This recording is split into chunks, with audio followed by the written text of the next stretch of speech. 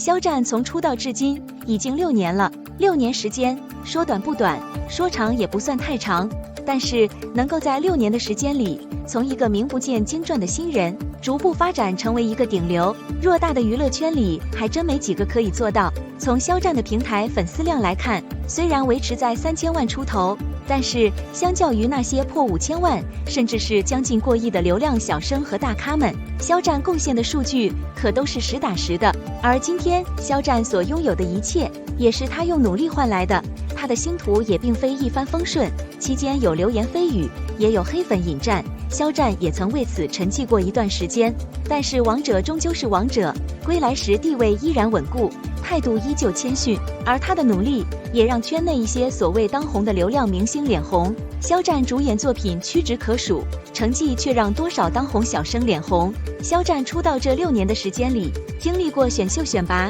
做过男团，也曾不被看好，但他依然专注做好眼下的事情。就像接到《陈情令》剧本后，哪怕不是科班出身，他也会在片场反复推敲和琢磨，敬业又努力。反观肖战，从2019年与王一博搭档出演的《陈情令》走红后，这3年间他接演的一番作品屈指可数，已经播出的主演作品不过才4、5部。虽然从数量上来看，肖战的主演作品不多，但是从质量上来看，却步步精品。猫眼、微榜和德塔文3大权威榜单中，肖战主演作品《陈情令》、《斗罗大陆》、《王牌部队》和《余生》，请多指教。不是拿了年冠，就是排行前3甲，其中有3部还是上星电视剧。作为演员，肖战真的是敬业又努力，无论是对待哪一个角色，他都能够付出200%的认真、用心、努力和敬业。他自己也曾说过，我可以。再次试问，当下有多少当红流量明星能够做到？